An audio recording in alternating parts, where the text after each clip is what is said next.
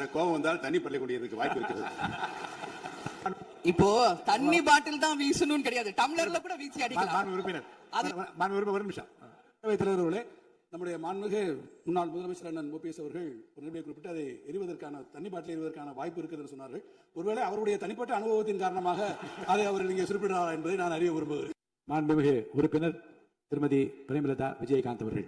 இன்றைக்கு நாம சட்டசபையில பேசுகின்ற உரை ஒன்று மேகதாது அணை பற்றியும் ஆளுநருடைய உரையை பற்றியுமான டிஸ்கஷன். சற்றேறக்குரிய 1.5 மணி நேரமா ஒரே டாபிக் தான் இங்க போயிட்டு இருக்கு. அந்த வாய்ப்பு அனைத்து சட்டமன்ற உறுப்பினர்களுக்கும் சமமாக வழங்கப்பட வேண்டும் என்ற வேண்டுகோளை பேரவைத் தலைவருக்கு நான் வைக்கிறேன். நிறைய பேருக்கு வாய்ப்பு கிடைக்குது, நிறைய பேருக்கு வாய்ப்பே கிடைக்காமையே போயிடுது. இது சட்டமன்றம், எல்லாருக்கும் ஈக்குவாலிட்டி, எல்லாருக்குமே வாய்ப்பு தரணும் பேசுறதுக்கு. அது நீங்க அவைத்தலைவர் அவர்கள் நீங்க அதை பார்த்துக்கோங்க. அதுக்கு அடுத்தது அன்று ஆளுநர் உரை, அது தமிழ்தாய் வாழ்த்தோடு ஆரம்பிக்கப்பட்டதை தேசிய முற்போக்கு திராவிட கழகம் மனப்பூர்வமாக அதை வரவேற்கிறோம். அதே போல ஆளுநர் உரை அன்றைக்கு ஆளுங்கட்சியின் உரையாக இருந்தது என்பதை யாரும் மறுக்க முடியாது. ஒரு ஸ்போக்ஸ் பர்சன் மாதிரி ஆளுங்கட்சியை பற்றி மட்டுமே அவருடைய உரை இருந்தது. நமது தமிழ் மொழி தாய்மொழி, நம்மளுடைய அன்னை தமிழ் அன்னை. அந்த தமிழ் மொழியை நாம் சொல்றது செந்தமிழ் அப்படின்னு சொல்லுவோம். அதை நாம் கேட்கும்போது அது நம் காதல தேன் பாய்ந்ததாக தான் நம்ம எல்லாரும் சொல்வோம். ஆனால் அன்றைக்கு ஆளுநர் உரையில் 37 நிமிடங்கள் அவர் பேசியதாக ஒரு குறிப்பு இருக்கு. ஆனா 37 தவறுகள், தமிழை பற்றி உச்சரித்தவை அத்தனையுமே மிக மிக ஒரு வேதனையான ஒரு விஷயமாக இங்க நான் பார்க்கிறேன். நம்மளுடைய தலைவர்கள், அறிஞர் அண்ணாவாகட்டும், கலைஞராகட்டும், ஐயா காமராஜர் ஆகட்டும், அனைத்து பெருந்தலைவர்கள், அதே போல வேலு நாச்சியார், இது போன்ற அவர் ஒவ்வொரு பேரை சொல்லும் பொழுதும் முற்றிலுமாக அவருடைய உரையில அத்தனை பிழைகள் அன்றைக்கு இருந்தது. உறுப்பினர்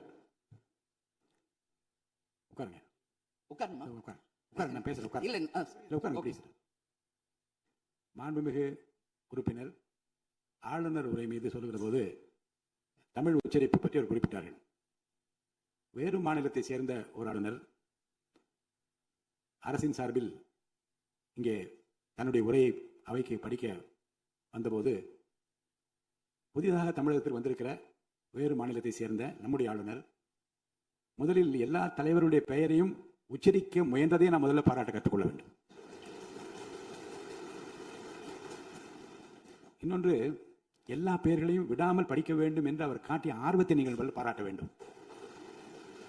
இன்னொன்று நான் உங்களுக்கு சொல்கிறேன், தமிழை கற்றுக்கொள்ள வேண்டும் என்பதில் நம்முடைய மாண்புமிகு ஆளுநர் அவர்கள் ரொம்ப அக்கறையாக இருக்கின்றார் என்பதை நான் அவரை நேரிலே சென்று ஆளுநர் உரைக்கு உரையாற்ற நீங்கள் வர வேண்டும் என்று அழைப்பு விடுக்க சென்றபோது தமிழ்நாட்டில் இருக்கக்கூடிய வரலாற்று சிலவற்றை நான் படித்துக் கொண்டிருக்கிறேன் ஆங்கிலத்தில். அதில் சுதந்திர போராட்டத்தில் இவ்வளவு பெரிய வீரர்கள், இவ்வளவு பெரிய தியாகிகள் தமிழ்நாட்டில் இருக்கின்றார் என்பதை பார்த்து நான் ரொம்ப வியப்படைகிறேன் என்று சொன்னார். அப்புறம் இன்னொன்று சொன்னார், தமிழில் வந்தவுடனே நான் வணக்கம் என்று சொல்ல கற்றுக்கொண்டேன் என்று சொன்னார். அப்புறம் நான் சொன்னேன், இன்னும் அதிகமாக கற்றுக்கொள்ளலாம், நல்லா இருக்கீங்களா என்று கேளுங்கள் அப்படி என்று சொன்னேன். ஆங்கிலத்தில் அதுக்கு நான் மொழிபெயர் சொன்னேன், நல்லா இருக்கீங்களா என்று ஆரம்பித்தார். நான் உடனே பதில் சொன்னேன், நல்லா இருக்கேன், ஐ எம் ஆல் ரைட் என்று சொன்னேன். உடனே அதை ரிப்பீட் பண்ணார். இதை சொல்வதற்கு காரணம் என்ன என்றால், தமிழ்நாட்டுக்கு வந்திருக்கிற, நம் நிலைமையை புரிந்திருக்கிற, நம் உணர்வுகளை புரிந்திருக்கிற ஒரு மாண்புமிகு ஆளுநர் இங்கே படிக்க முயலுகிற போது உச்சரிப்பு வருவது கொஞ்சம் சிரமமாகத்தான் இருக்கும். ஆனால் நம்முடைய கருத்தை முழுமையாக ஏற்றுக்கொண்டு கௌரவத்துடனும் கண்ணியத்துடனும் இந்த அவையை நடத்திய அவருக்கு நாம் நன்றி சொல்ல கடமைப்பட்டிருக்கோம். மேற்கொண்டு அதை விமர்சனம் செய்ய வேண்டாம் என்று நான் கேட்டுக்கொள்கிறேன். அதை நான் ஏற்றுக்கொள்கிறேன் பேரவைத் தலைவர் அவர்களே. அதை எடுத்துருங்க. அடுத்ததுங்க, இது மாதிரி கொடுக்கறது ஒன்லி கிளீன்லினஸ் ஒண்ணு. அவை பணியாளர்களுக்கு நிறைய வேலை இருக்கு. ஒவ்வொரு டேபிளும் அவங்க தவழ்ந்து கொடுக்கறது நமக்கு பார்க்கறதுக்கு ஒரு மாதிரி இருக்கு. ஸோ சிஎம் ஒரு ரெக்வெஸ்ட், பெட் பாட்டில்ஸ்ல ஒவ்வொரு டேபிள்லயுமே பாட்டில்ஸ் நீங்க குடி தண்ணீர் வச்சிடலாம். குடிச்சிட்டு அவங்கவுங்க இடத்துல அவங்கவுங்க வச்சிட போறாங்க. இதனால கவர்மெண்ட்டுக்கு எக்ஸ்ட்ரா செலவும் ஒன்றும் வரப்போறது இல்லை. அவங்கவுங்க இடத்துல வச்சிடலாம் அப்படின்ற என் கருத்தை நான் சொல்றேன். ஏன்னா இது டம்ளர்ல கொடுக்கறதும் அது மறுபடியும் கேட்கறதும் அவங்க வருவதும் அவங்களுக்கு நிறைய பணிகள். அது பதில் ஒவ்வொரு சீட்ல ஒரு பெட் பாட்டில்ஸ் மாதிரி கண்ணாடி பாட்டில்ல வாட்டர் வச்சுட்டு அவங்களுக்கு தேவைக்கு எடுத்துட்டு கொடுத்துடலாம். சோ இது பிறந்த நாள்ல முதலமைச்சருக்கு ஒரு கோரிக்கை வைக்கிறேன். அதுக்கு நாம நெகிழியில வேண்டாம், பிளாஸ்டிக் பாட்டில்ஸ் நம்ம அலோவ் பண்ண வேண்டாம், கண்ணாடி பாட்டில்ல நம்ம வைக்கலாம். மாண்புமிகு பேரவைத் தலைவர் அவர்களே, அந்நியார் ஒரு நல்ல கருத்தை இங்கே சொல்லியிருக்கிறார்கள். அந்த கருத்து ஏற்புடையது அல்ல என்பதை நான் தெரிவித்துக் கொள்ள கடமைப்படுகிறேன்.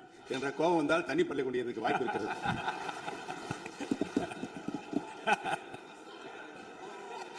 மாண்புமிகு உறுப்பினர் தண்ணி பாட்டில் தான் வீசணும்னு கிடையாது, டம்ளர்ல கூட வீசி அடிக்கலாம். மாண்புமிகு உறுப்பினர் ஒரு நிமிஷம். தலைவர் அவர்களே, நம்முடைய மாண்புமிகு முன்னாள் முதலமைச்சர் அண்ணன் ஓபிஎஸ் அவர்கள் ஒரு நிலையை குறிப்பிட்டு அதை எரிவதற்கான தண்ணி பாட்டில் எரிவதற்கான வாய்ப்பு இருக்கிறது சொன்னார்கள். ஒருவேளை அவருடைய தனிப்பட்ட அனுபவத்தின் காரணமாக அதை அவர்கள் இங்கே குறிப்பிடுறாரா என்பதை நான் அறிய விரும்புகிறேன். மாண்புமிகு உறுப்பினர், ஏன்னா காலையில இருந்து ரொம்ப காரசாரமாவே போயிட்டு இருந்துச்சு, அதனால ஒரு ஹாப்பியா தான் வீசணும்ன்றது இல்ல.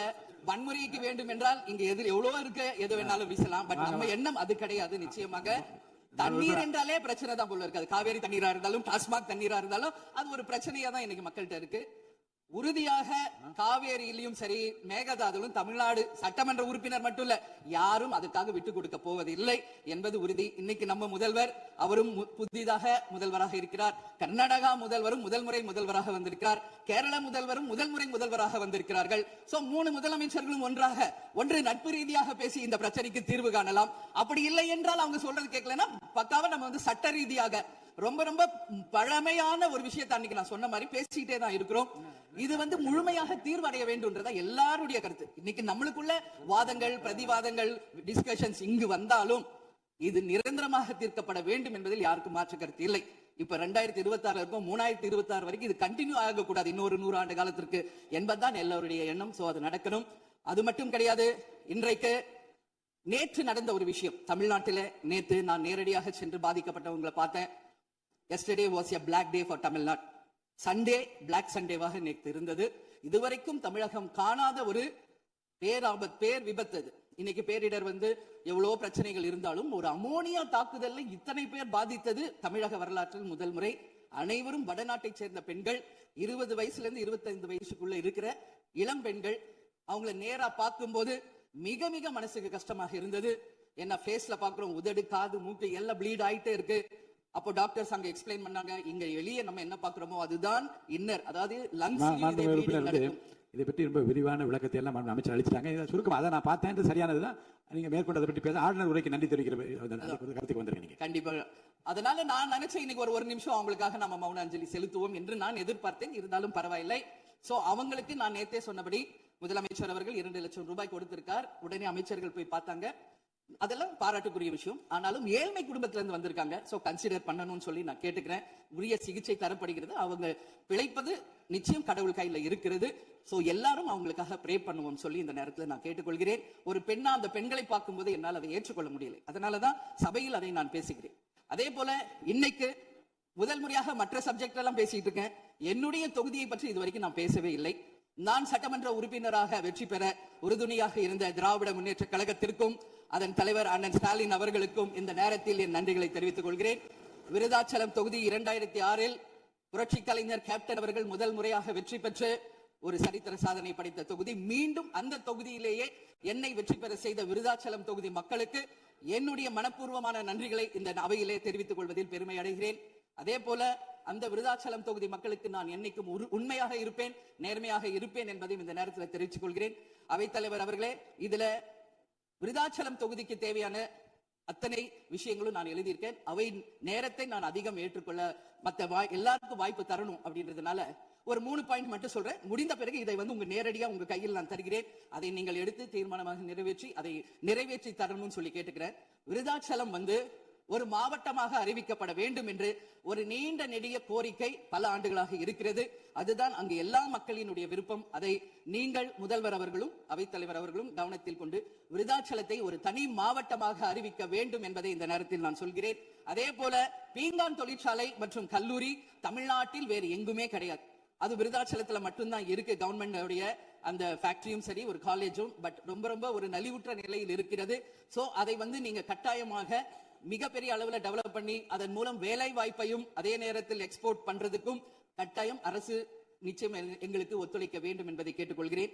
விவசாயம் நிறைந்த பகுதி, அங்கு குடிதண்ணீர்ல வந்து மாசு இருக்கிறதுனால நிறைய மக்களுக்கு கிட்னி பாதிக்கின்ற ஒரு நிலைமை இருக்கு.